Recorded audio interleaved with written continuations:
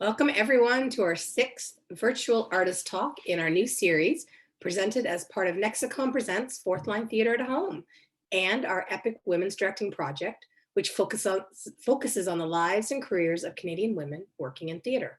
I'm so excited to spend some time tonight with the amazing Sedina Fiati. But before I do, I just have a few things to note. First off, I want to acknowledge our season sponsors, Nexicom, for their continued support of Fourth Line Theater, and Exit Realty LiftLock as our major sponsor, and Supporting Roles Interactive Training for being the sponsor of our epic women's directing project. Thank you all. Some housekeeping notes. I just want to let you know that your audio is muted. If you'd like to submit a question to Sedina or I, we would be happy to answer your questions during the Q&A session after the talk. To ask a question, simply click on the Q&A button on the menu at the bottom of your Zoom video window. You can type questions and our host will collect them and give them to us during the Q&A. Also be aware that if you mistakenly exit the webinar or have any technical difficulties, you can simply re-enter by clicking on the Zoom invite link we sent you earlier today via email. You can get back the same way you arrived. Be sure to follow our social media, e-blasts, and visit our website to register for our upcoming events. We're excited to present a new play written by Lindy Powell and myself, Bedtime Stories and Other Horrifying Tales, this coming October at the Winslow Farm, as well as my world premiere one-act play Daughter, starring Danny Bro and Peyton Labar as part of the Outdoor Spaces Theatre Festival in Peterborough, presented in association with Fourth Line Theatre at the end of this month. Call our box office to get your tickets today.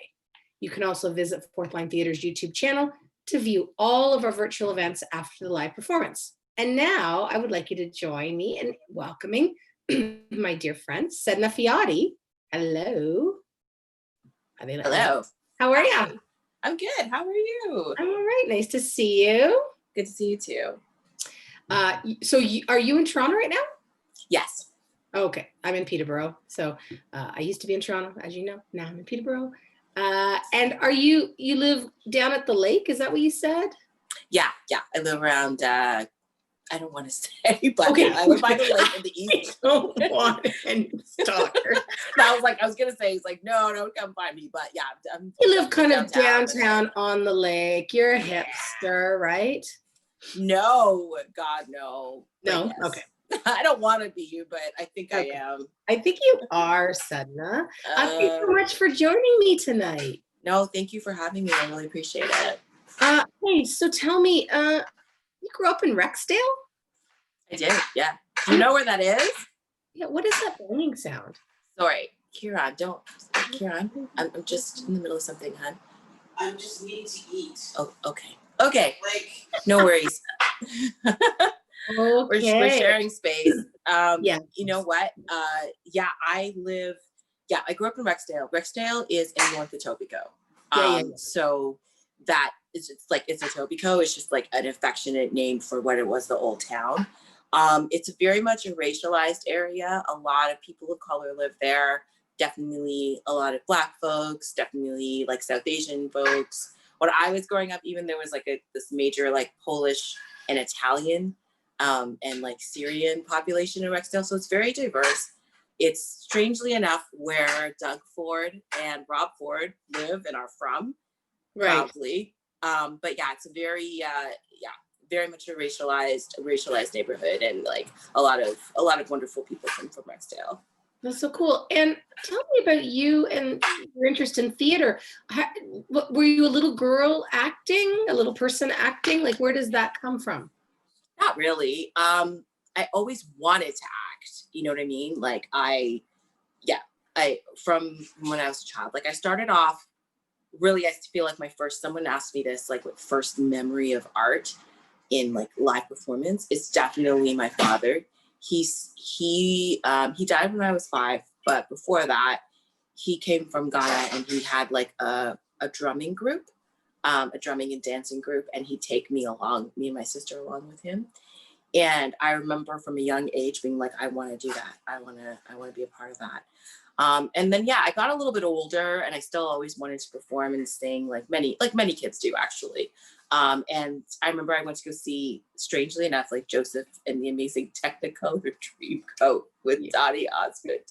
That ages me a little bit. But yeah, I went and saw that, which was Catholic friendly because I went to a Catholic school, you know, because there was the religious tie-in. And so then, yeah, I saw that. And it's like, I really want to do that. And I remember going to Girl Guides with somebody who was like, who was a regular on Road to Avonlea. And I was just like, that's so cool. I want to do that. So yeah. And then you know what, my father, before he died, he like found this old piano, like, you know, those Mason halls are always getting rid of old pianos, old uprights. No one wants them. Even the 80s, nobody, it was just like, take these things, you don't want them. So we took it and we moved with it. You know what I mean? Like we took piano lessons intermittently here and there. And by the time I was 12, I just started to play on my own. Like we had these old piano books. And so I picked them up and started to play.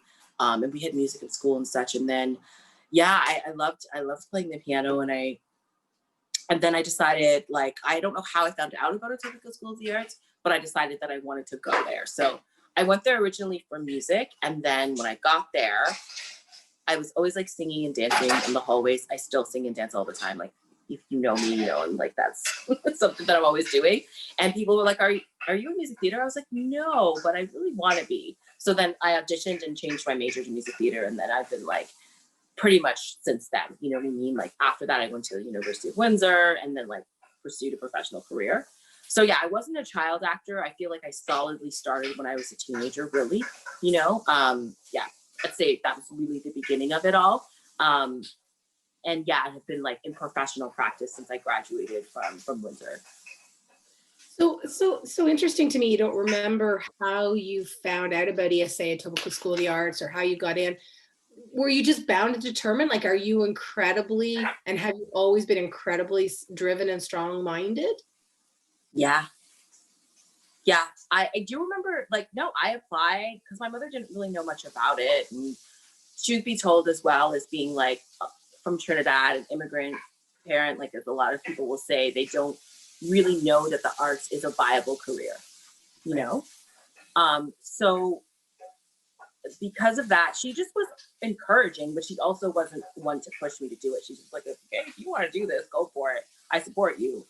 But so yeah, I filled out all those applications. I did everything that I was supposed to do. Yeah, I think I've always been very driven. I think when I have my mindset on something, I'm like, I'm gonna do it. How's it gonna happen? You know what I mean? Like, what are the steps? Tell me. I'm an Aries, you know. I don't know what that means, but okay, I'll believe you. I don't know astrology. Okay. Right? Astrology. I always get astrology and astronomy mixed up, and that I look foolish. It's astrology. What was the first play you ever did? Do you remember? Yes, I do. It was called The Visit, and it was the school play at ESA, like the school drama play. And it's a very interesting play actually, and I think it's a good one to do with youth. There was a lot of us, and we all were in these different families. But basically, the play is about this woman who's a millionaire who decides to come back to her town, and she was jilted by this one man, and she was like, I will offer this huge reward if you kill him. And so the town is like, someone decides to kill him and they all get the money. And it's quite morbid. So yeah, there was a lot of choral work in that play. You know what I mean? I know that, like, thinking of ESA and, like, you know, having big high school productions, it's like, how are we going to give as many parts and things to people as possible? So definitely there was main roles, but there was lots of choral work that we had to work on. So I was like a member of the chorus of The Visit. And like, I love that. something. And do you remember that feeling, or is that feeling of being on stage and having a relationship or connection with the audience? Did that get you excited from that? Or do you remember that thing where you realized, oh, I like this? Or Yeah, I can remember. I think it started when I started singing, like when I started singing lessons, because I used to play the flute. That's what I got into ESA for. And I was so nervous playing the flute always. Like, I was just always like, I remember I would practice and practice. And then I'd have exams and then or tests, and I just remember like my hands shaking, and I was always really nervous. But then like singing or acting in front of people, I just didn't feel that same level of nerves. Like it just felt good and natural to do, you know? And then, yeah, it just, for me, it's always been so much about expressing myself and expressing emotions, interpreting a script. All of those things just feel really good, you know? I love being involved in shows and projects in any aspect. I love teamwork. I love working with people. So yeah, I just love all of those things. I love people. I love expressing myself or being a part of the expression of something. I love the mechanics of it all, the like rehearsing it all and figuring it all out, you know, like the problem solving that's required. All of those things have always appealed to me, you know, about making live performance and even about film and television as well. I'm curious if, like, I'm trying to figure out if you're more of a performer or a director, or what you're more of. Like, is your jam the process? Like for me, it's all process, the rehearsal, as opposed to the product, which is the 8 shows a week. If you're doing sort of more traditional theater, like which is the thing you love the most? Oh, I love process for sure. I'm definitely process oriented. However, still doing the shows is a process too. You know what I mean? That's a different process, but that's still a process, like the 8 shows a week. So I don't know. I don't know what I'm more oriented toward. I do know that I started performing first, and then everything else that I've done has sprung from that, you know? And I still do it because I still love doing it. But those other things that I do also provide me fulfillment in a different way. And I also just feel like each project that I'm a part of, it calls for me, but like, it's like there's like different roles that I'm supposed to actually do in each project that serve the project best, if that makes sense. So moving forward, it's like maybe in this process, I'm supposed to direct, you know, or in this process, I'm supposed to produce, in this process, I'm supposed to perform. Whatever I'm supposed to do in that process is the role that I'm like meant to fulfill in order to realize the project in the best way. Yeah. Gotcha. I'm so curious about what the transition was like moving from Etobicoke, like first at, you know, your elementary school, and then you were at ESA, and then you decide to go to Windsor to their Bachelor of Fine Arts program in music theater. So that means you're going to be a triple threat, right? Supposedly. Yeah, we're gonna dig into that one in a second. I have seen you be a triple threat. I have directed you as a triple threat. It's true, you have. I have. What was the transition to Windsor like, and why did you choose Windsor, Sedina? Oh, it was a hard transition. But I chose Windsor because I really wanted to go to university, and that was just important to me. And that was the only space in Canada at the time that had a BFA music theater program. I got into 2 places, and it was the only place I really got into. I did super a few places, admittedly, but yeah, that was the one I got into, and it was what I wanted to do. It was where I wanted to go anyway, specifically because I was interested, because I love music theater, and I love music, I love theater. It's just like this was actually such a good combination of both of those things. So yeah, that's why I chose Windsor. I just was like, my father as well and my mom too, like both of those people really wanted me to go to university. My father was an academic in addition to many other things. So I just felt like his legacy was that I should go to university, and I wanted to go, you know? So I don't know what would have happened if I didn't get in. I think I just would have tried again someplace else. But yeah, I wasn't, for whatever reason, I just wasn't going to go to college. You know what I mean? Like I was determined that I should go to university. I didn't even entertain doing any other major. I just was like, this is what I'm gonna do, right? I'm gonna get a BFA. I'm gonna be in a conservatory style program. Like that was my, what I was determined to do at the time, you know? And you did it. Yes, it's true, I did. Was it hard? Was it hard, or was it an easy 4 years? It was not, you know, it was hard. And the reasons why were that it was just such a different environment. Like ESA I loved going there. All the arts were all there, you know what I mean? And I felt like I had community as well. Like there wasn't a ton of people of color in that space. but there were some, like, and there's still people who are friends of mine today, you know, there were some, and there's just like, Windsor was there in terms of the conservatory program there just really wasn't that representation. I mean, there was a few in the university, but like in terms of the program, I felt really isolated. I found such great friends though, and we had really good times. But I have a lot of critiques of the ways that post-secondary, like conservatory programs, the way that they train people. And I'm not the only one who does. I mean, as I'm sure you've seen a lot of the call outs, in the last few years around harassment, bullying, racial profiling, fat phobia, like all sexism, that happens in university conservatory programs. And yeah, that was hard on me. You know what I mean? But there's still so many gems. There's still so many great things that I learned, and there's still friends again, that folks that I'm still in touch with. So I feel good about that. But yeah, it wasn't. I went from a space where I felt like I was having fun and enjoying myself and exploring and figuring things out, to a space of a lot of high pressure and confusion. Yeah.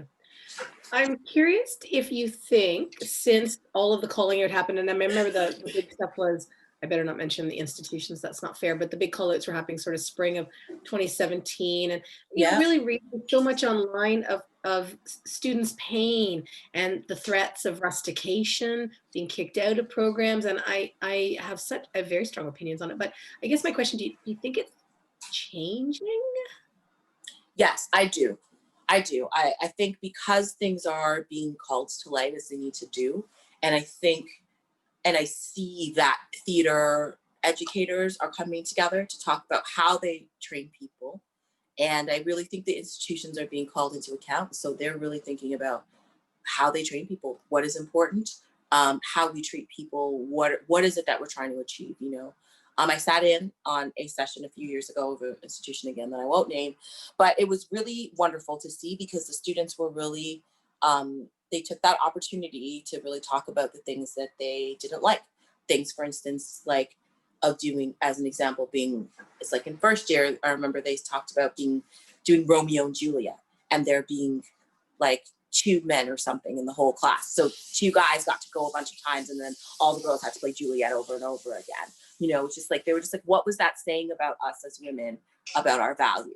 That you chose to do these scenes, that we all were sort of expendable in some ways, So it's really great that the students are standing up. I still feel like, okay, I want to balance that by saying there needs to be mediation and listening processes. I'm not trying to say that the students are always right all the time, but I do feel like the times are changing, and I feel like I'm really proud of, younger millennials, Gen Z, for having the knowledge and having the language and courage to be able to stand up and name what exactly is happening, which has really caused, I think, a lot of administrations to pause and to really reevaluate what they're doing and how they're doing it. So yeah, the things are definitely changing. It's a hard and tumultuous time, but it's necessary and needed, Yeah, for sure.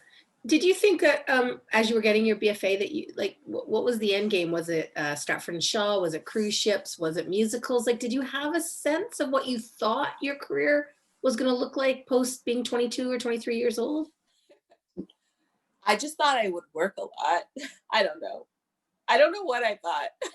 Okay. I don't think I had. I'm so bad at planning for the future and thinking about future. I never do. I'm just like, what do I want to do now? I'm going to do that. But yeah, definitely I thought I would work a lot. I definitely wanted to, sure, I would have done cruise ships. I definitely auditioned for them. I would have done musicals. I would have done Stratford. I was very open to anything, really. I just was like, I just want to act, How can I do that? And what was it like when you came out? Like, were the doors open as you coming out with a BFA? Like, what happened with your career in those early years? Yeah, I did a lot of free stuff. That's really what happened. I did the Fringe, you know what I mean? I did whatever independent work was happening. I just was like, I'll do it, At that time too, I left school and I came back and I lived with my mom, who was still living in Rexdale at the time. So I just, I just started auditioning, and so I did a lot of free shows. And then I got into producing quite soon as well. Like, I ended up meeting my friend Jason, who also starts a company that I'm working for, but he was just like, hey, do you want to produce this show? And I was like, I kind of don't really know what a producer is, but I had actually already started doing it even in university. Like, long story short, Windsor changed the program. And so when I was going through it, they stopped doing music theater. So we were the last year to do it. So we decided to like put together a cabaret, which had been done before, but I was like, let's do a cabaret. And I ended up producing it without even knowing that that's what I was doing. And then, yeah, when I left school, he gave me that option. I was like, okay, sure. And I found that I really liked it. So I kind of, I just alternated between doing shows that didn't pay, between temping in offices, and doing whatever random jobs that I could do. I did like promo work, like, so giving away, giving away free products on street corners and at festivals. I temped in offices. I did standardized patient work. And also doing producing work, and then I eventually worked my way up to the space where I was actually being paid, to do acting. But no, even then there was still some paying work here and there. But yeah, I just did whatever jobs I could, whoever would hire me, as long as it seemed reasonable, I would do it. I auditioned, I went out there, I put myself out there in a big way. You have an openness, maybe you do get bummed out and depressed if you don't get something, but it's hard for me to imagine that. You have you have a focus-driven personality, but you also have it doesn't seem to land on you. Am I wrong about that? Does it land on you, the rejection or the things that don't work out? They do. They definitely do. But you know what? I as an actor, I feel like you just really have to cultivate a letting go, because you audition so much and you're not going to get everything. So you're just going to have to really have to let go. I think I bounce back real quickly, and I'm just like, it's okay.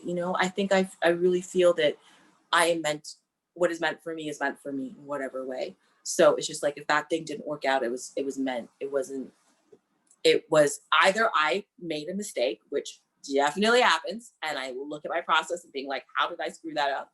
And I'll think about how to do it better next time, or it just wasn't the project that I was meant to be a part of, So yeah, that's been my philosophy. I guess I've just honestly, since I was a teenager, I've been a huge, and my mom too. My mom is such a very positive person and always believed in positive thinking and reading the self-help books. My mom used to have these little sessions with us where she was talk to us about our self-esteem, you know what I mean? And because she didn't grow up with that, so she was determined that we should. And so she'd have these little family meetings where we talk about those kinds of things, and we'd read self-help books and stuff like that. So I've been on that trip since I was a teen, and I just have to believe that things are happening for a reason, even if I'm not clear on what that reason is, and I definitely I have down moments sometimes, but then, yeah, I remember I read once around auditions, if you don't get something or if you get rejected, it's something that I do is I go and apply for something else, because I just have to reaffirm my commitment to myself and to the universe in some ways that this didn't work out, but I believe in myself and something else will, Right. So now we've worked together 3 times. Yes. Queen Marie, Shirley Berry, rest her soul. Shirley Berry's Queen Marie, which was, you were awesome in it, wonderful play. And Monica Daughter's choreography and Justin Hiscock's music put us, and I think the cast, through the ringer, right? That was a big show. It was. It was so much fun, though. I hurt my ankle. That's okay. You did hurt your ankle. Yeah. God. So I have so many memories of you from that show, but one of my favorites is still that suitcase dance when you were one of the chorus girls with all those little girls. Oh, I know. Hilarious.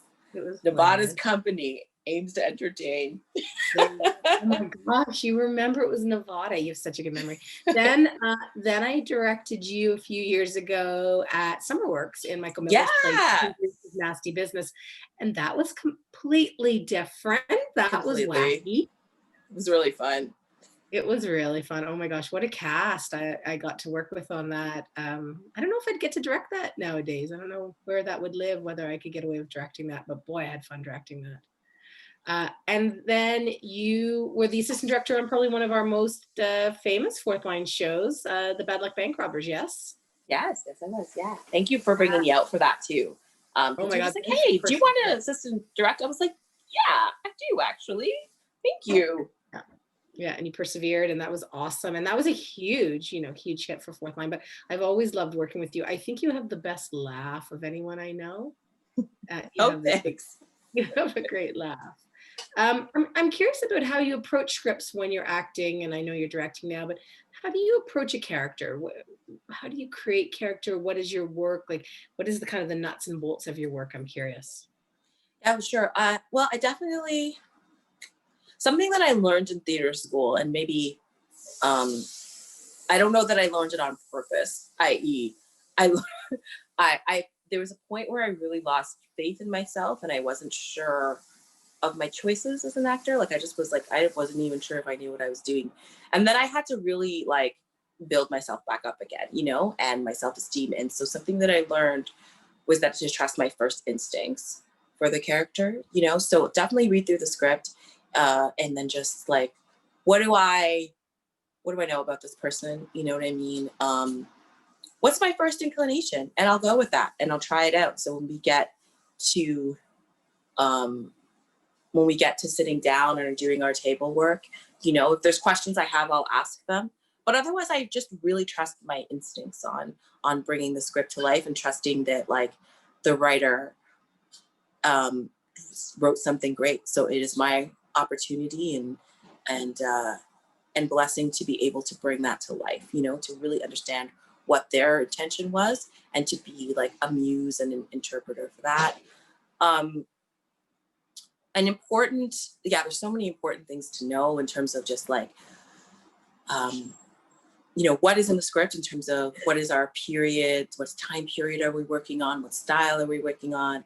I find costumes are really important to me. I love costumes because I feel like it helps me drop in and figure out who the character is more, and definitely like making a choice about how does this character move through space, where do they where do they where does their energy live.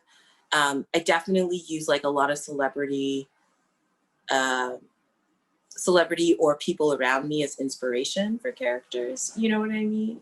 Just thinking of Jolene, I was like, who's my inspiration for that? But like, you know what? That just taps into a part of, also there's like, I feel like there's, in all of us, there's like multitudes, there's multitudes of who we could be. And I feel like not even just there's probably like 5 or 6 people I really could have been, like if I opened a different door or if I just made different choices. So I'm just like, characters also give me that not responsibility, but that opportunity to like open a door to a different part of myself that I may not get to explore on an everyday basis, or someone who I can pretend to be.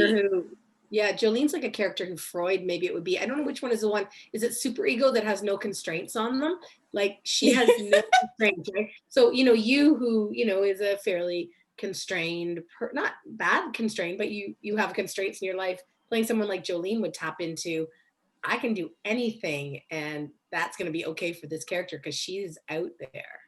Totally. And she's kind of, what is it for the person who just follows their impulses and does whatever they want? Like, how much fun is that? I don't do that. But like, I'm just like, oh, that's fun. That's great fun. You know what I mean? Like, it's so funny. There's a part of, it's so interesting, even my own personality, just like analysis is just like, there's part of me that's, of course, like mostly kind and mostly nice. But then there's a part of me that isn't, and I don't really express that part of me very often. So it's nice in characters to be able to just be like, who is mean? Who's that mean person? Like, I think it exists in all of us, right? The many dualities exist in many of us. So as an actor, it's really fun to be able to tap into those and express those in a space that like where you're not really facing consequences for that, Yeah, that's great.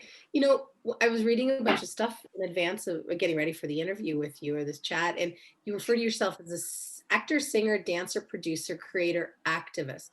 And I'm curious of, has activist been there forever, Sedina, or does it come from a certain time in your career? And because I know you're now, in some ways, activism is such a huge part of your work. Can you talk to me a bit about that? Yeah. No, it wasn't always a part of my work. Like, as you can see from my trajectory, like I just wanted to perform, I just wanted to be a part of things. That's what makes me happiest is making the art happen. But the activism has really cropped up because you know what? It's been hard. It's been hard to work. There hasn't been, as much as I've gone after every opportunity that I can, that's been right for me. It's been, I mean, it's hard going as an actor, period. Like as a performer, it's as any creative person actually in this society, it's quite difficult. But yeah, it became apparent to me really quickly that like that there wasn't space for me. You know what I mean? Like in terms of being a woman and being Black and then like being queer, like all of those things, I go to spaces still and I'm like, one of the only, if the only Black person, the only person of color, that's happened to me a lot. And I just was like looking around, I'm like, why is this unfair? And I came to a place where I realized that I could be a part of changing that. And I want to be a part of changing it for myself and for another generation, So that's really where the activism has come from, certainly. And in addition to just like also coming out as queer and finding queer community, and queer community is an activist community, no matter what anybody says, it's activism, it is embedded in it. I mean, you don't have to embrace it, but it's once you decide to step outside of a norm, you realize that it's difficult to do so. And you find other people who've stepped outside of the norm and who have been like, hey, this is how we did it. Or this is how the world is unfair. Do you feel that way too? I feel that way too. So yeah, my activism definitely has been since, like, it started certainly when I was at the current, working there and really being able to step into like Black identity and really understanding what it can mean to be a Black artist. And then continuing from there, being queer and being a part of queer community and that informing my work. And then eventually being able to marry the two, you know what I mean? Being like, I'm an artist and an activist, and I can proudly say that. As well, it's been a part of like, in terms of like the positions that I held at ACTRA and Equity, that I've been very like visibly vocal and being the person to say, this is injustice here. This is how we got here. This is how we get out, So yeah, it's very much a part of my artist practice now. I don't think it was always, but like it's been something I'd say even in the last like 5-6 years that I felt really good about infusing into the work that I do. And I read it, I listened to you on an interview in preparation for this, where you talked about as a producer and that how you choose projects is about, is it racially diverse? But I was thinking about you talking about that, and I'm not saying it elegantly the way you did, and you said it really elegantly, so I'll ask you to talk about that. But it struck me that when you have commodity like producing, because everybody wants a good producer, as soon as you have that thing that people want, you can make demands. Would you agree that that's true around activism or around being, looking at being a BIPOC artist? Or what do you think when I say that? Yeah, definitely. I'd say, being a producer is pretty thankless work. I love it, but it is very much a more marketable skill than acting. A lot fewer people want to be producers than they want to be performers or directors, you know what I mean, or writers. So yeah, definitely, it definitely puts me in the space, at least now. I mean, when I was first starting out, I actually don't think I was very intentional. Like I just like worked with who I wanted to work with. I was like, yeah, you're great. And then as time goes on, I'm just like, okay, if I'm going to put this much effort in, I'm going to only work on projects that really speak to me and that really resonate with me, and that are supporting people who need to be supported, in terms of talking about folks in marginalized groups, from equity seeking groups. So yeah, it does put you in that position. But you know what, every artist, you get there. I mean, I think it's part of the stuff that we talk about when I was working at Generator, in terms of, getting the emerging artist producers to talk about what they value.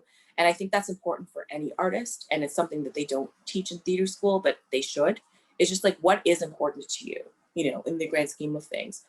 And that actually should guide your work, because when you do things when you end up in spaces in art that's not important to you, or it's not fulfilling you, then this isn't you're not fulfilling your purpose, you know, and that can lead to a lot of sadness and a lot of conflict, you know. So yeah, definitely it's a marketable skill somewhat. Yeah. And And you've been because able of to that, then you need have to more be power. picky. Hmm? And you've been able to have more power then Yeah, because it's I have. marketable skill. Yeah, I have. Yeah, I have in a lot of ways for sure. Why on earth did you decide to get involved on like the boards at ACTRA and Equity? And tell me about what you did there, but why? First of all, why would anyone take on all that work? You know, it was very organic. Like I discovered activism because there was a time I kind of stepped away from live performance for a little while. Like I was doing it, but not in this very established, like you know, our micro industry, as I call it, of theater. Like there was a time I really wasn't as active, you know. So yeah, what happened was I was super involved with like queer community and queer arts and like QT BIPOC artists, and working with a collective called R3. And then, you know what, I don't know where I saw her, but I met Jenny Lozal at an event that R3 was doing. And I kind of looked her up and I just was like, wow, like what she's doing is amazing. And she was the chair of the diversity committee at ACTRA. And so I started to show up for meetings, and then I started to do stuff.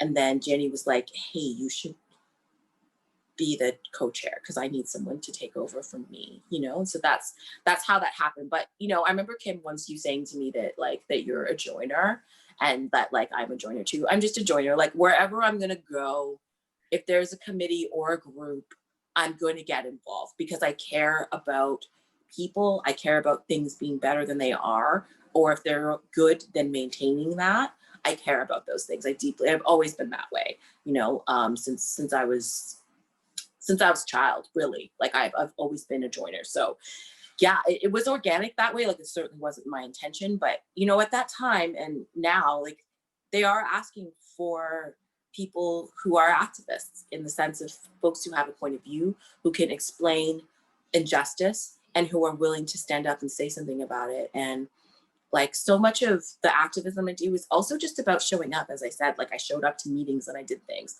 A lot of people come to a meeting here and there, but you know, they got their lives, you know, and they don't show up in a very robust way. But yeah, showing up in a robust way means that you're going to keep being asked to do things. So it's a matter of, okay, do I say yes to this and do I say no? And at that time I was like, yes, I'll say yes, you know. Yeah, I ran for equity. I wasn't even sure if I would be chosen, like, and then it was a weird year that nobody ran, so then it was acclaimed. So I didn't even have to campaign. So I just was like, oh, okay, here I am. And then I got there and folks were kind of like, okay, we see the work that you've done with ACTRA. Like, you should, like, we have, you know, you should be on, not executive exactly, but it's not exactly the same as it is at ACTRA, but like, yeah, we almost like, you should run, you know what I mean? You should run, you should be here. Like we want your voice. It's important, you know? So that's how that stuff came about, really. Like ACTRA was certainly first, but it was just me showing up to meetings, and then, you know, Jenny recognizing that I could be a good leader, you know, and that I had something important to offer. Awesome. Pre March 13th of this year, what was the split in your kind of your career in terms of actor, singer, dancer, producer, creator, activist? Like how much of what percentage was, or what was the major thing you've been doing the last few years? I've just been doing like everything all at once. It's a lot. Yeah, this year in particular remains a real mix of a year of stuff. Yeah, I was slated to direct a workshop of something, which I hope will be, it is rescheduled. We just haven't talked about when it's going to be, but in the fall, as directing which a one workshop. is that Leopards and Peacocks, or is that Sweeter? Sweeter? Yeah, I was gonna direct, and hopefully still will, Alicia Richardson's workshop of Sweeter at YPT, and then I was I'm working on, I wrote a one-person show like a while back, and I, for years, been working on adapting that into a web series. So before COVID hit, I'd actually shot one day of a teaser, and so I'm still trying to figure out how to shoot that second day. And it stars me, and I'm like acting and doing a little dance as well, and writing and producing with a lot of help, because there's no way I could pull that off on my own. So yeah, I was doing that while also continuing all the activism work, while also being at Generator and working with the APT program, and so sharing with them, producing practices. So yeah, it is a real balance of all three things, and still acting, you know what I mean? Like still auditioning, I'm still auditioning. I haven't been doing as much theater, mind you, like my acting hasn't really been on screen. But yeah, I'm still performing and still like, so yeah, it's a real balance. But I would say, yeah, the majority of my days are certainly spent answering a lot of emails and going to a lot of meetings. So it's like probably like 25% art making and like 75% activism and arts management. So yeah, I would love to switch that balance up, but you know, that's strategic and things that I'm thinking through about how to do that, you know, because I'm at a space in my career when I am really thinking about how to invest in myself and how to use my like producing skills to produce my own work, you know, things that I am like creatively involved in. So yeah, it's like 75-25. Okay. What about this web series? What is this? Like, had you ever never written before? Like, how did it come across? Like, you sat down and started to write? What?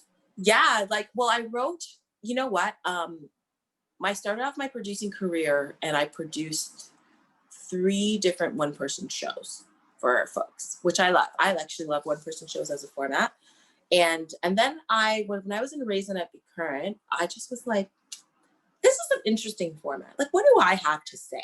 You know, like if I were to write a one-person show, what would I write about? And it was such a creative time at Be Current at Raisin, where we were really writing, creating, and learning, you know. And so I was in this climate and being like, yeah, I can write. I've written things before as well. Like I wrote a play in high school. A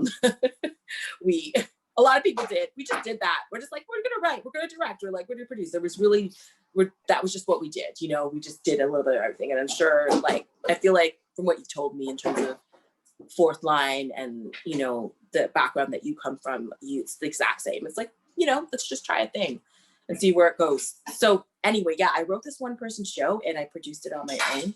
And then my partner was actually like, after I did it like 7 years ago, she was like, you know what, this would actually make a really good web series. And I was like, you know what, you're right. And so it's just kind of on the shelf. I've thought about it, but then like I finally was like, okay, I'm gonna take what I already wrote as a one-person show and adapt it into a web series. And so yeah, I did with scripted digital series incubator, where I learned about, okay, how do you produce a web series? You know what I mean? So I have a good foundation of like, okay, what are some good steps to go through in order to like realize a thing? So yeah, that's how that came about. I love writing. It is something that I easily could do as well. And I definitely see my career going in that direction eventually, when I'm able to like calm down, like some of the fires, some of the fires slow down. Like I feel like, yeah, I would love to move into a space of writing. I have a lot of things to say, and I love the space of creating characters. I love that space. I love that creative space too. Yeah. That's awesome. What is it about? Can I ask? Of course, yeah. Basically, just to talk a little bit about how it all started. Like I realized what I wanted to write about was my love life, which at that point was not to my liking at all. So the Last Dance, the one-person show, was basically about this character, Sienna, highly based on me, highly autobiographical, going through specific instances in her life as she like reviews her romantic resume to try and understand why her romance life isn't what she wants it to be. So she has a box of stuff and she like pulls out a thing and it elicits a memory. The web series is largely the same, except now it's not just me playing all of the characters and singing all the songs, but like, yeah, I've really brought everybody to life and I've upped the stakes. And, you know, I've evolved as an artist. So I'm going to, you know, when I'm going to approach something, it's going to be different. It just has to be right when you like revisit an old work.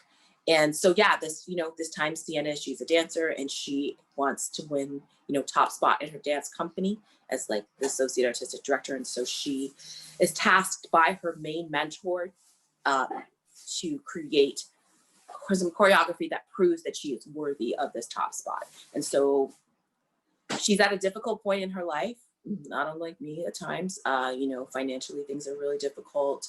She's in her 30s, so she just decides that, you know, to review her romantic resume, and use this box of stuff as inspiration for choreography. So it's very much a flashback sort of piece, which for whatever reason, my generation loves the flashbacks, as you can tell by all the reboots that are happening of everything. So yeah, it's a flashback piece. It starts, you know, at grade 8 elementary school in Rexdale and goes all the way until the relative present, you know, in terms of talking about specific instances of love, you know, in the life of Sienna. So yeah, that's what it's about. Yeah.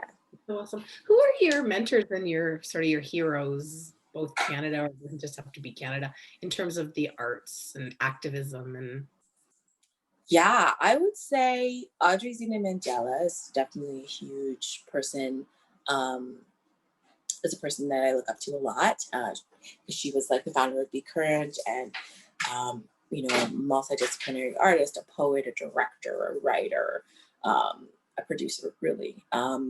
Dabiq Young is, again, a person who I respect greatly. She really does all the time marry her activism and her art, you know, like they are one and the same. And she's also such a wonderful facilitator, as well as like such a brilliant artist.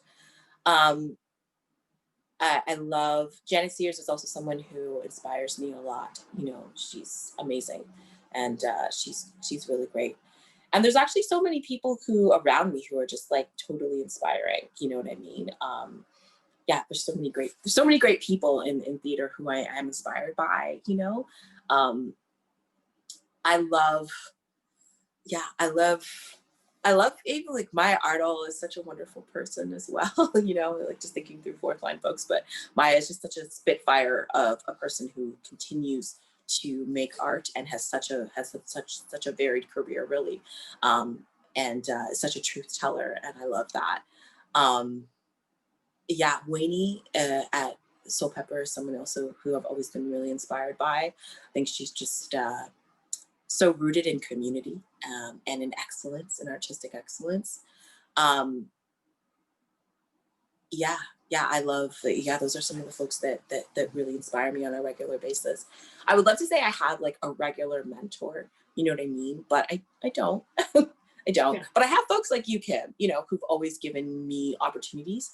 And I really appreciate it, and I'm very honored by that, you know, who've always seen something in me and been like, hey, try it, step up, you know, that counts as a type of mentorship as well, even if it isn't like a formalized, like, I am your mentor, you know? yeah. Well, I do see lots of things in you. I want to ask you about, and maybe you can define for me and for those of people watching, what intersectionality means to you, because I see it a lot when I was researching you, and what does it mean for you? For sure. I mean, just to, you know, of course, name drop Kimberly Crenshaw, who's the person who created this framework.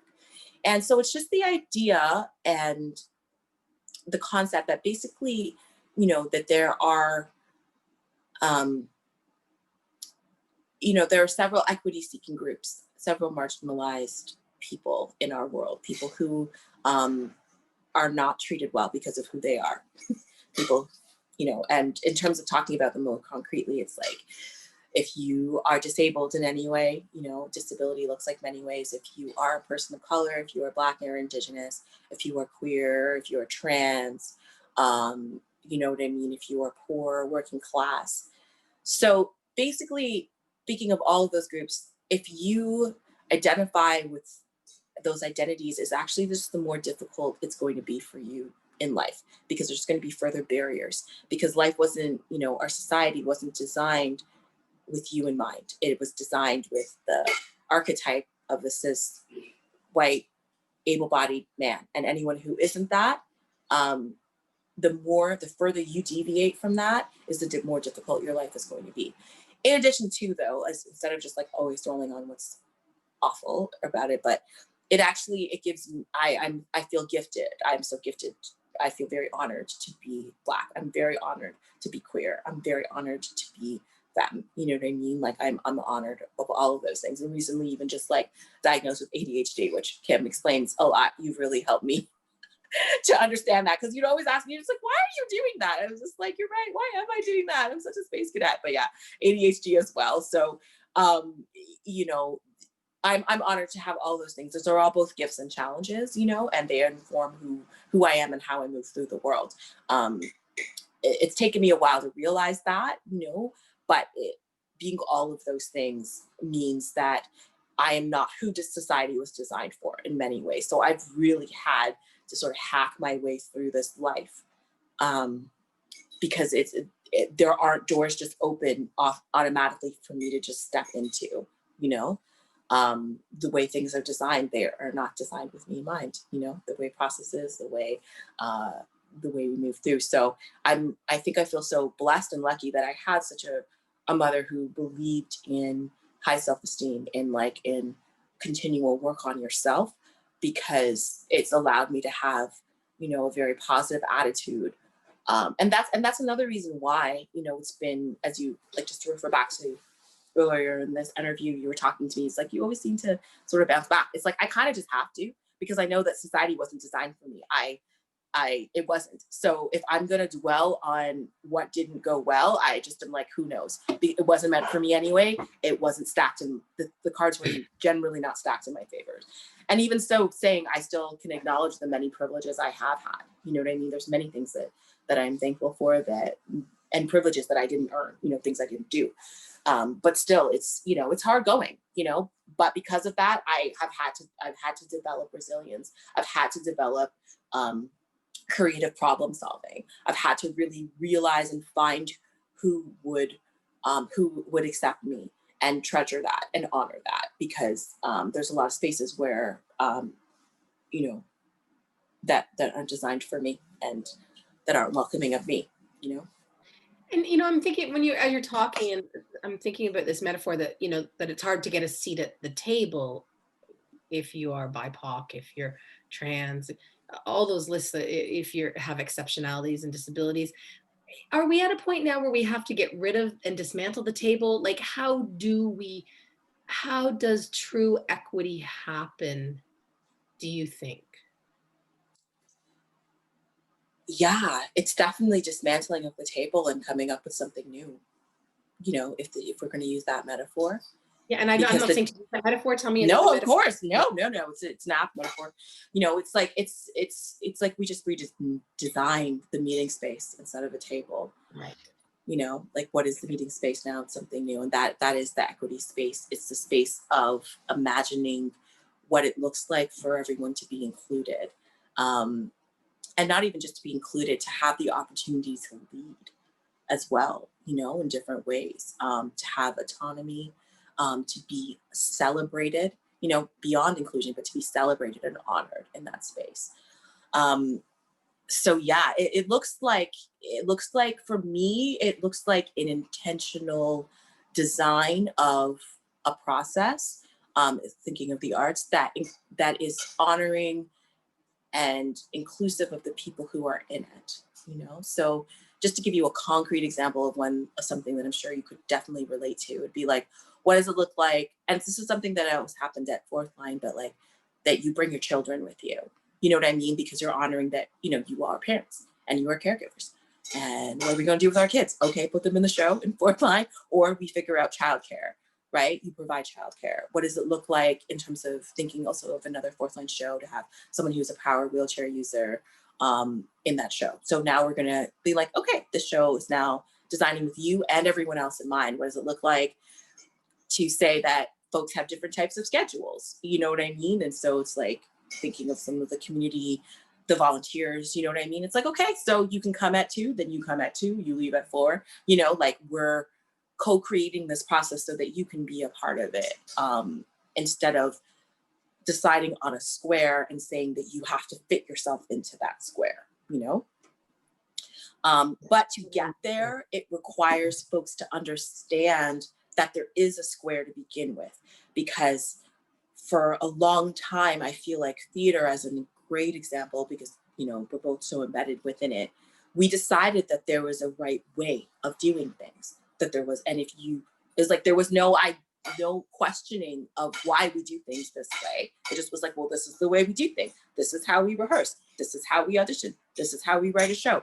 You know, like we inherited these Eurocentric frameworks and decided that those were the best and only frameworks. And if you deviated from outside of that, then it's just like, well, too bad for you, you know, like, sorry, I guess you just can't be at our table, because this is the way we do things. This is the best way of doing things. And anything different is not worthy of our time or entertaining. And it's not true. It was never true, but it's a framework that we've inherited, you know? So it's one that we need to abandon. And in order to get there, you even need to get to the space where you understand that we need to abandon the framework. You have to understand this intersectionality piece. You have to understand this anti-oppression piece, right? You have to understand that the world is fundamentally unfair. So if it's unfair, it means that certain people aren't going to be able to participate, you know, and if you're okay with that, fine, as many people have been, but I'm not okay with that. And I know a lot of other people are not okay with that, you know, or they're not okay with having to either hide or, you know, put themselves and like try to fit themselves into this box. They're tired of that. We don't need to do that. We never needed to do that. So once we understand all of these frameworks, I feel like, yeah, we get to a space where we're just like, right, so there's a table here. Who is here? And does this table serve us? Do we need a round table? Do we need a table at all? Should we all sit on the floor? Just to go with this metaphor. We get there, but like it takes steps. You know, equity is it's an ongoing process because we're in a world that was not designed for many of us, but yet we all are trying to fit ourselves into these boxes, you know? Thank you. So much good stuff you're saying there to unpack and for me to think about as a leader and a creator, because I'm struggling with our fourth line's own response in a much more thoughtful, intentional way about diversity inclusion. And we have to. As you said, we don't have to, but we have to. Does that make sense? Yeah, in your own way you do. I mean, fourth line too, I know you've got specific funds as well to look at, you know, inviting artists of color, inviting disabled artists into fourth line space. So it's like you, I know individually have already been doing that work for a long time, but you know, it evolves and changes as things evolve and change, you know, so I can see why you're doing that reckoning. But there's a spectrum and I feel like you're already on the spectrum. Some people haven't even entered the spectrum yet of what diversity, equity, and inclusion looks like, but you know, you're already there. So I'm curious to see, you know, how you want to respond to this moment, but you know, I got some ideas. Yeah. Let's see. Yeah. Hey, I was reading something that you said where you have there's a push-pull in your life between thinking, are you Black and queer or are you queer and Black? And you don't have to talk about it, but I was so interested in that. And I was especially interested because you were talking about 2017 when Black Lives Matter stopped the Pride Parade. And right, yes. Your feelings of, is it feelings of confusion or feelings of trying to unpack that? What was it for you? Oh, Because you got involved in Pride. No. Yeah, I was certainly there that year. No, I know the answer to that question now. I am Black and queer. I'm Black first. I'm a human first. You know, we're all humans first. But I'm Black first because I'm proud. I'm proud to be Black. And it's hard. And we have a lot of trauma that we need to deal with within ourselves and our communities. But I'm proud of our resilience and creativity. And as being queer, that too is a part of being Black. Like I feel like being Black colors the way that I'm queer, because there's thousands and thousands of years legacy of queer people of African descent and what that looks like. So that colors it too. You know what I mean? But yeah, but I guess I'm all of those things in equal measure. Like to be queer and Black means something specific as well. And there's so many wonderful activists who are that, you know? So that what they've given to the world because of sitting at the intersections of being queer and Black and a woman or a non-binary person or trans, like the gifts that has given them and the challenges means that I feel like as the world have been gifted with some beautiful and timeless philosophies, you know, from people like Audre Lorde or Marsha P. Johnson, just to name a few, or even just people who are still alive, like Dion Brand, you know, to name someone more local, like that it's a gift to be all of those things, you know, if that makes sense. But certainly being queer in a Black space is can be hard because of the legacy of colonialism, you know, and what that has left with the Black community in terms of not understanding what it means to be queer, or not accepting it and thinking that it's wrong. So that there's that, and then within the wider queer community, not understanding, especially, you know, unfortunately, white gay men feeling, you know, how the white supremacy plays out in terms of them not understanding the intersections of being Black and queer, or being queer and disabled, or Black, queer, and disabled, like how much that excludes you from conversations, and them not understanding how hard that makes your life. And as a result, thinking that we're all the same because we're all queer, you know, but we're not a monolith, and we never were, you know, no community is a monolith. So yeah, it's definitely complicated. It can feel like many people do who sit at the intersections of all kinds of things, whether it's race, you know, people who are mixed race, not feeling like they fit in anywhere, or people who are non-binary, like there's feeling like you don't fit in anywhere is, you know, a common human experience, actually, probably more common than a lot of us are willing to admit. But yeah, it can be complicated in different spaces, how you identify and what that means, and the feeling that, okay, is there anybody who truly understands the different parts of me? You know, it was interesting. So you were involved with Pride when Black Lives Matter sat down in the middle of Pride in June of 2017, and wouldn't let the parade, or, you know, said the parade can't proceed until there's a commitment from Pride Toronto that police will be excluded from the parade. Am I getting, is that the shorthand of what happened? Yes, definitely. I mean, I wasn't deeply involved. I definitely knew that Black Lives Matter was marching in the parade, and I could have marched with them, but I chose not to. I actually chose to march with ACTRA that year because we didn't end up marching. I walked away before it started, but I chose ACTRA just because actually it was a more mainstream space, and I felt like, oh, my presence here means a lot. Like, to be Black and queer in the union is just like, I should be there. I should be there because that's a space that needs to be queered, you know, and that also needs that intersectionality. So yeah, that's how I felt at the time. But yeah, definitely, no, I mean, Black Lives Matter stopping the parade. So they were invited guests, right? So every year Pride has honored guests. So they have like an individual and they have a group. And so Black Lives Matter Toronto was the honored group, right?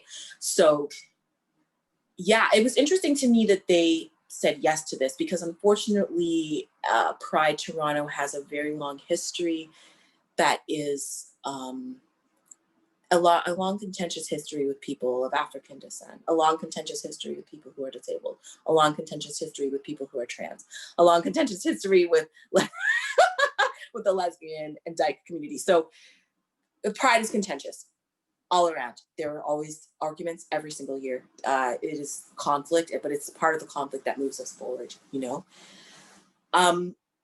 So yeah, they decided to do that certainly because, you know, they felt like, from what I'm to understand, and I totally agree and get it, you know, if they're going to be invited to be honored guests, it cannot continue to be business as usual, because as I said, Pride has a long history of a lot of conflicts with the Black community in terms of not honoring our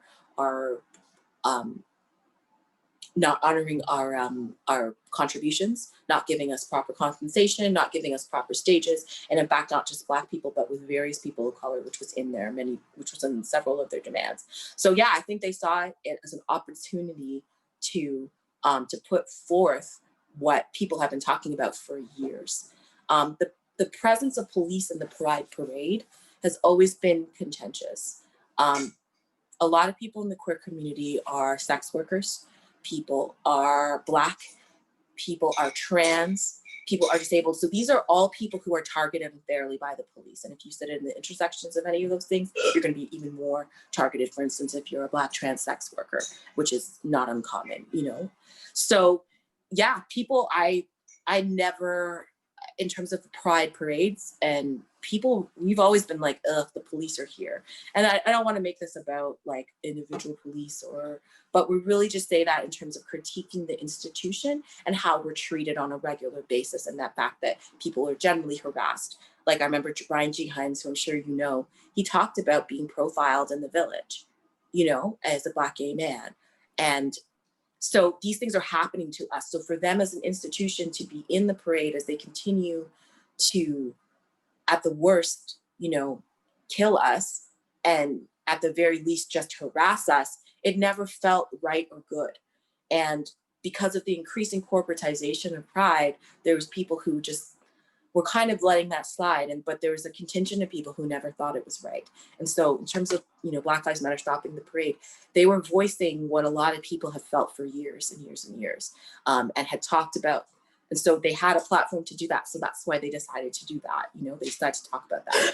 It became about the police, but it was actually about several other demands as well. That the police being, of course, the most contentious, but there were several other demands, including, you know, proper compensation, proper stages, proper ASL interpretation.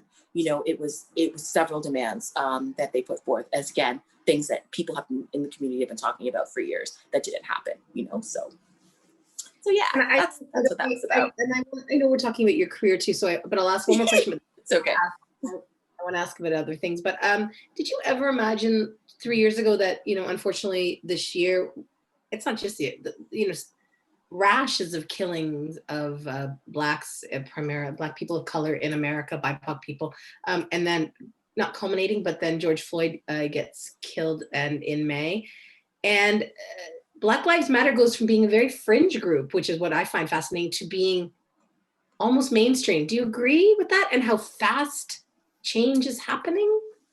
Yeah, it is fast, but it's not, you know.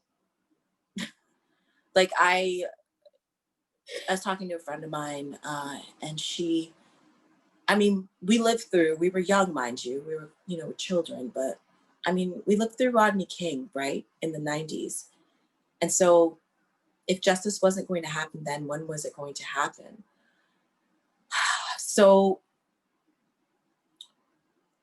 yeah, we're ready. That's all I'm going to say. We are more than ready for this moment, you know. It's beyond the beyond of a long time. Yeah, we're ready. We're ready for this moment. We've always been ready, and I think it's just a matter now of people who aren't Black to basically get to our level, because we've been here since we were children. We've understood the injustices, and I mean, if you even look back on, I had the chance to, sorry about that. Okay. I had the chance to watch this wonderful documentary. I forget the name of it, but it was a rough cut of a Canadian Black documentary talking about the Toronto riots that happened in the 90s. Little theater history, you know. Andrew Moody wrote Riot about this particular incident. And from there in the 90s, there was a report that was put forward about how to, you know, address police violence. And so that was, you know, that was 30 years ago, right? And so it's been here. We've always known what we've needed to do. We just need, for whatever reason, this moment in time, people have been able to really open their hearts and minds and understand the extent and how deep this is, and how unjust it is. And so folks are really ready to step up in larger numbers. So that's where we're at. And I hope that the momentum continues. But, you know, I'm still Black. I'm still going to be Black. I'm still going to be queer. Still going to be a woman. You know, I'm still going to be all of those things. And no matter what happens in the future. So, you know, my activism and all of our activism continues beyond that, because it is bigger than us. It's like about the next generations. It's about honoring ancestors. You know, it's about both. at the same time. So our lives, those of us who are oriented toward this work, we will always be oriented toward this work. And it just is a matter of, okay, how do we make sure that it lasts? You know, how do we make sure that we mean it this time? All important things for you to say and for us to hear, for me to hear. I'm curious about, because you worked for years at the Children's Peace Theater Camp, right? Is that how am I saying it right? Yeah. Well, Children's Peace Theater, and they have their annual camp. I've done 2 years now. I just finished the second year. Yeah. You guys were you able to meet, or was it done remotely? No, we did it online. Okay, that's all right. Yeah. Okay, sure. Tell me how you bring your practice, your art practice, and your activism to the Peace Theater Camp. Like, what do you do there? Like, how are you affecting change? Yeah, it is incredibly exciting and work with the children. As you know, I love working with the children. Yeah, so it's an arts and social justice camp. And so, you know, the way that it plays out, in-person camp, I'll talk about that more so, but like basically the themes that we're working with are social justice oriented. So that is, you know, there's central questions that we start the camp with in terms of a theme. And then from there, you know, we explore those themes. And for the in-person camp, the groups of children assisted by an artist guide, not even assisted, sorry, led by an artist guide, come up with various scenes that are responsive to the theme of the year, you know. So these artist guides basically lead these groups of campers through, like, what is the collective creation process to come up with a scene that responds, you know, to the questions that we have. So yeah, this social justice is informed in the camp as well. There's this piece of children's peace theater around conflict transformation. So conflict is going to come up. It's just going to happen, especially with kids. Especially with kids, conflict is going to happen. So last year, what happened was that we had, you know, somebody whose position it was to facilitate the conflict transformation processes. So when conflict, we recognized it was happening, arguments between two campers, even arguments between artist guides and youth guides. And so people would go through a process and sit down with each other and talk about, you know, what happened, why it happened, and what could be done moving forward. So yeah, social justice is infused in the camp, and you know, it's a space that prioritizes and honors indigenous voices, that honors Black voices, that honors people of color. You know, it is that space in which we're really trying to inhabit with the kids. Also, being kids, it's just like, it's a lot. Not gonna lie, you know, it's a lot, and there's a whole large team of people working on it, you know, because I was the theater director, but there was a music director and a visual arts director, and there was in-person camp, we had 5 artist guides, and we had like 10 youth guides, you know, in addition to like a staff that supports this. So but yeah, I feel like social justice is infused both in the content of what we're doing and also the way that we're trying to move through how we do the camp, you know. I pick up, you know, the torch from Tanisha, who was there for several years actually as the director for Children's Peace Camp. And then, yeah, I've been there for the last couple of years. So yeah, it's a time. It's a time. This year we did an online camp. So, you know, it looks a lot different in terms of our final presentation, but still, you know, we're infusing social justice into how we operate the camp, you know, and how and the things that we're learning about, the things that we're exploring, and the questions that we're asking, you know. Cool. Now I have to I have to let you go soon, but I know there's gonna be questions for the people. I have so many things I want to ask you. I always at 7:13, I always can't think of what I'm going to talk about for the next hour. And by 8, I have run out of time. Okay, quickly tell me about Every Day She Rose. You co-directed that. It was Andrea Scott's play. Yes. She wrote it with a friend. I can't remember his name. Nick Green. Thank you, Nick Green. Tell me about, you've directed before, but this was sort of your major professional directing, yes? Yeah. How was Yeah, that? it was very cool. It was a co-directing situation. I mean, I'm very new to directing, and you know, Andrea Donaldson, I'll call Donnie because there's two Andreas.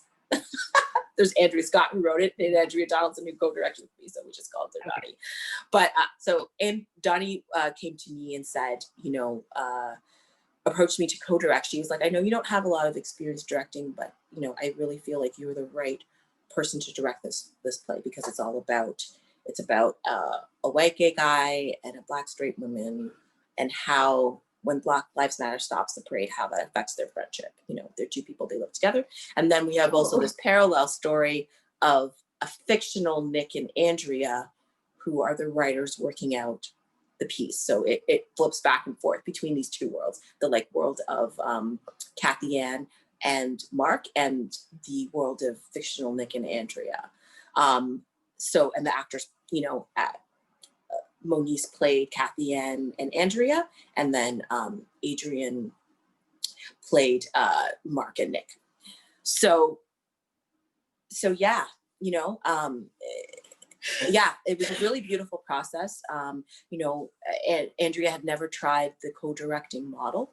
And so, but she thought it was a great way as well to give opportunities to, you know, it could be a model that can give opportunities to less experienced directors, especially people who are coming from marginalized communities. So, so yeah, we directed together. And so I think I don't exactly know what made it work, but it worked. It worked out really well. I mean, we were both involved in every decision from the beginning in terms of those like early design meetings, as an example, in terms of talking about casting, in terms of coming up with, you know, the, coming up with sort of our framework for how we were going to stage this play. Because as I said, there's these two parallel worlds. We're like, how is this going to happen? You know, it's a big, really fundamental question. It's like, how are they jumping back and forth between these two characters sometimes really quickly, you know?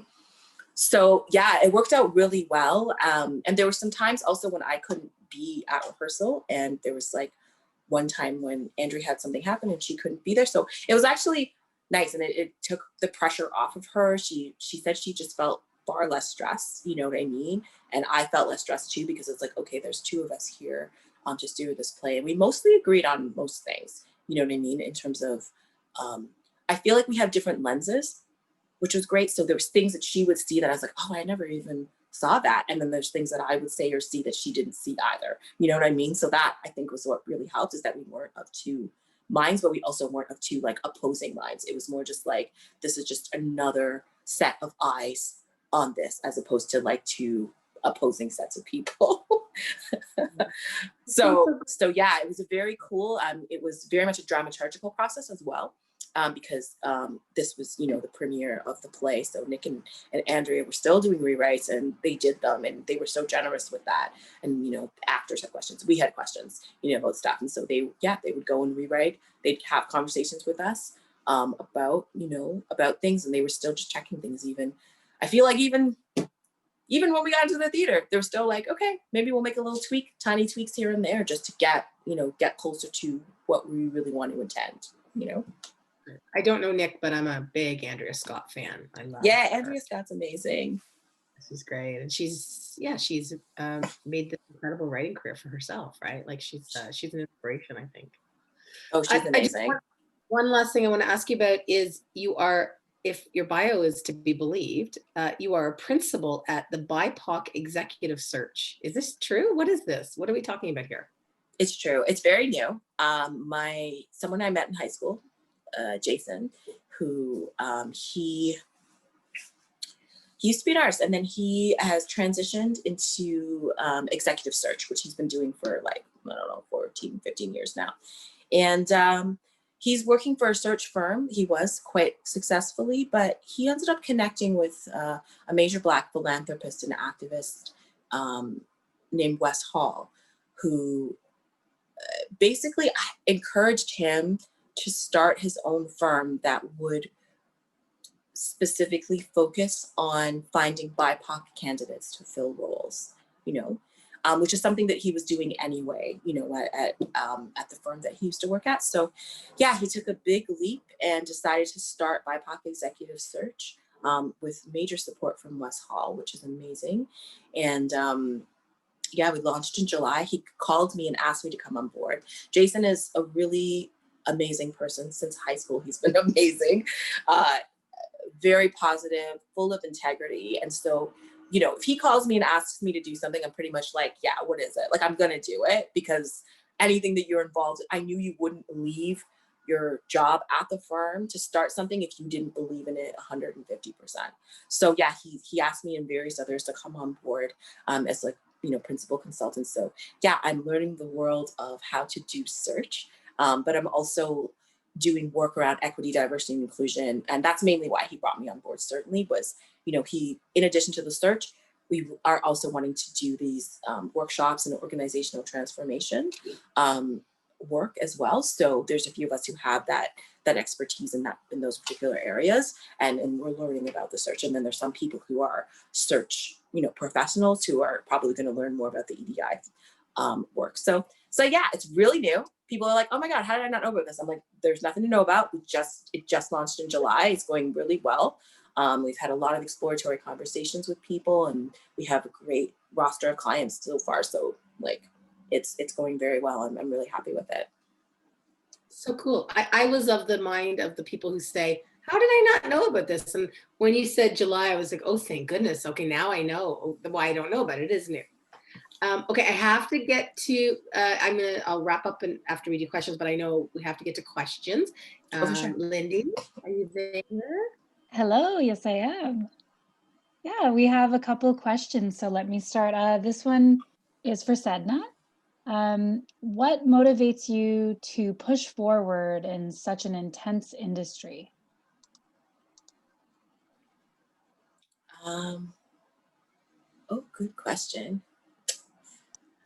I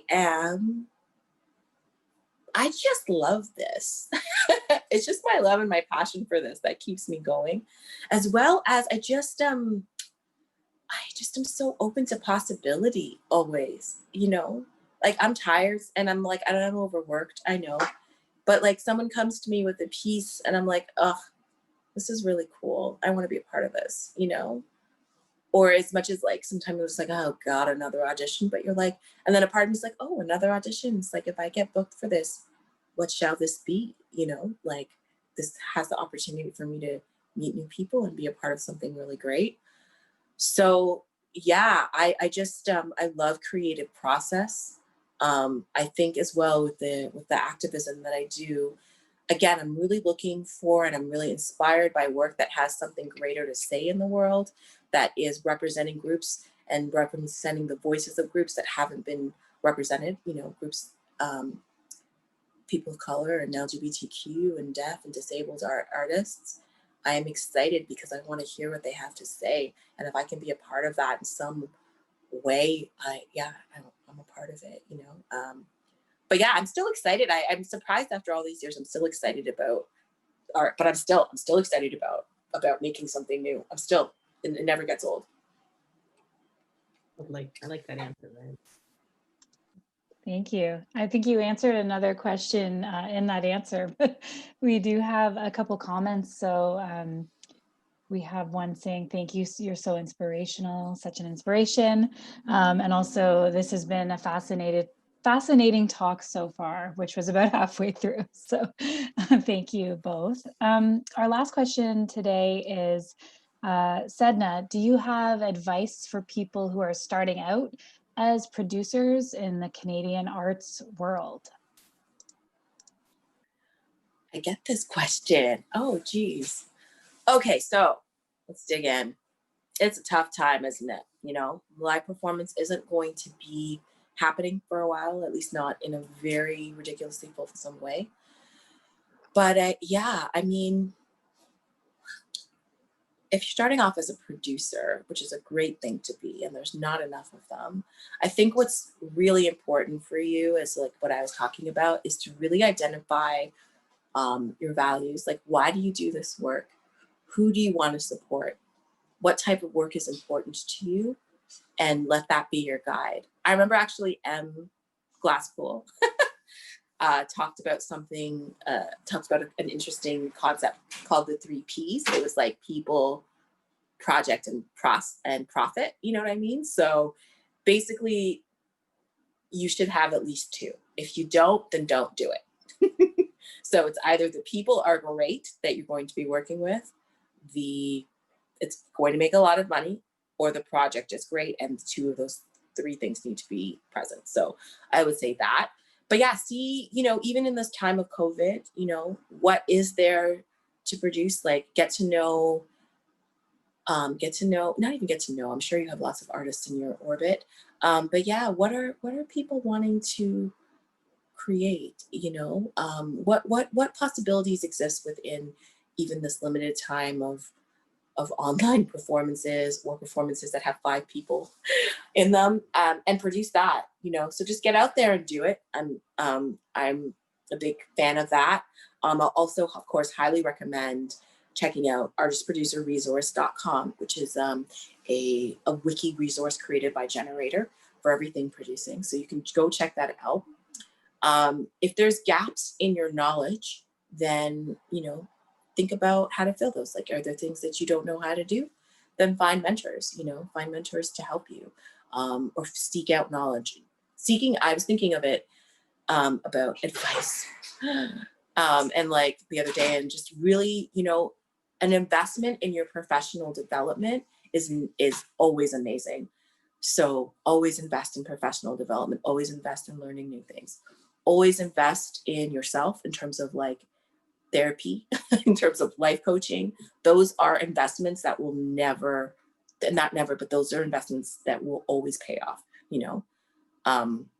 so yeah, just go out there, be like, what do I want to do? What's important to me? And seek out the artists and the people who are doing that kind of work and start working with them. They always need a producer, trust me. Everyone that wants and needs a producer. True. I love that answer. And that's it for the questions for today. Cool. Hey, I wanted to ask you before I let you go about a few, 1 or 2 or whatever, plays that you just love, plays that have really meant a lot to you, whether you're seeing them, reading them. I'm curious what you love in the canon, any canon. Yeah. Oh, I love Intimate Apparel by Lynn Nottage. I love that play. It's one of my favorites. I love Ragtime. It's one of my favorite musicals. I love Harlem Duet by Janet Sears. Such a good play, gorgeous play. I love Being in Lukumi, which was a play by DeBee Young. I love all of DeBee's plays. Everything DeBee has written is brill. She's brilliant. Yeah, there's I love that work. And I loved even just on the mainstream level, I love West Side Story. I love that. West Side Story's like such a wonderful classic. I love A Chorus Line. Yeah. I wonder what one of my favorite plays that it's something I've ever worked on that I loved. Lukumi. Yeah, Lukumi is one of my favorite projects that I've ever worked on. It was such a beautiful project. Yeah, I loved Every Day She Rose too. I loved that project. It was very. Kim, did you see it? Did you make it? No, I missed it. It was the fall, right? Yeah, it was like end of November, early December. It was such a quick run. Because of our Christmas play. That's why I didn't see it. Because right. I love you, love Andrea, love Nightwood. So I was like, why didn't I see it? But it was because of the Christmas play. Yeah. I also love upcoming. There's a upcoming musical called Dixon Road by Fatuma Adar that I'm so excited for the world to see someday. She's working on it, and she's currently at musical stage company as like one of the resident artists and stuff, and it takes place in Rexdale and in Mogadishu. So it's like a parallel lives of these two families. Like, what if they stayed in Somalia, or what if they emigrated to Rexdale? And so that's a new musical that she's working on. which I'm just like, finished it already, but you know, these things take time. So I'm really excited for that play. I really enjoyed also Andrea Scott's play, Controlled Damage was really cool. Yeah. That was a really cool play too. But yeah, there's so many things to love. There's so many great plays. Those are all good ones. I, of course, saw the musical theater, Young Human Indian, a couple of those responses. So that was cool. Yeah. Thank you so much for spending time with me and letting me deep dive into you and your life and your work. I'm so grateful to you, Sedina. Thank you. Thank you, Kim. Thank you. I'm so honored that you would ask me to do this. So thank you so much. And I'm sure we'll see each other again in person at some point in the future. I know. See you soon. Okay. Take care. Have a good night. And thank you. I will. Thank you all for watching. Bye. Bye.